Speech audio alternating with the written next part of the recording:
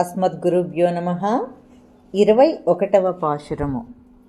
నీలాదేవిని ముందు పెట్టుకొని స్వామిని మేల్కొల్పుతుంది గోదాదేవి. అమ్మ తోడు ఉంది కనుక మేము వచ్చాము, నీ గుమ్మము దగ్గర నిలబడి నీ బాణపు దెబ్బలు తట్టుకోలేక నీ దగ్గర తల వంచాము. బాణమును తట్టుకోవచ్చు, కానీ నీ గుణమును తట్టుకోలేము. నిన్ను కోరి మేము వచ్చాము, నిన్ను స్తుతించడానికే వచ్చాము. నీ ద్వారము దగ్గర నీ పాదాల దగ్గర ఉన్నాము. అహంకార మమకారాలు వదిలి వచ్చాము. నీ కళ్యాణ గుణ సంకీర్తన చేయడానికి ఆనందంగా వచ్చాము. మేల్కొనవయ్యా అంటూ స్వామిని ఒక్కరినే మేల్కొల్పుతుంది గోదా గోష్ఠి. భగవంతుణ్ణి 2 రకాలుగా శరణాగతి చేయవచ్చు. 1 ఆయనే సాధనము, 2 ఆయనే ఫలము.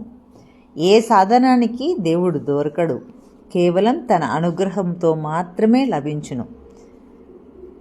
నేను చేశాను కనుక అను సాధనం ఉపయోగించకూడదు. ఆయన అనుగ్రహమే ఉపాయము. భగవంతుణ్ణి సాధనంగా ఆశ్రయించేటప్పుడు స్వామినే ఆశ్రయించాలి. ఉపాయము భగవంతుడు ఒక్కడు మాత్రమే. పొందిన తర్వాత సేవలో అమ్మతో కూడి చేయాలి. అమ్మ పురుషకారం, చేర్చేది అమ్మ. సాధనం స్వామి. సాధనముగా ఆశ్రయించడం, ఫలముగా ఆశ్రయించడం. ఈరోజు రేపు 2 రోజులు స్వామిని మాత్రమే స్తుతిస్తుంటారు. ఆయన ప్రమాణం కలవాడు, మనం గుర్తించవచ్చు. కానీ అంత మాత్రమే కాదు, ఆయన గురించి తెలిపేది ఆచార్యుడు. భగవంతుడు ఆచార్యుడి అధీనంలో ఉంటాడు. అర్చామూర్తి తత్వమే సాధనమని గుర్తించాలి. ఆచార్య సంబంధంతో పిలుస్తుంది. అర్చామూర్తిగానే భగవంతుడు దర్శనమిస్తాడు. శ్రీమన్నారాయణ చరణౌ శరణం వరకు ఈ రోజుటి పాశురంలో మనకు అనుగ్రహిస్తుంది గోదాదేవి.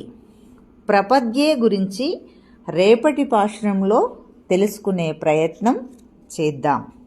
శ్రీమన్నారాయణ చరణౌ శరణం ప్రపద్యే అను ద్వయమంత్రాన్ని ఎప్పుడైనా అనుసంధానం చేసుకోవచ్చు.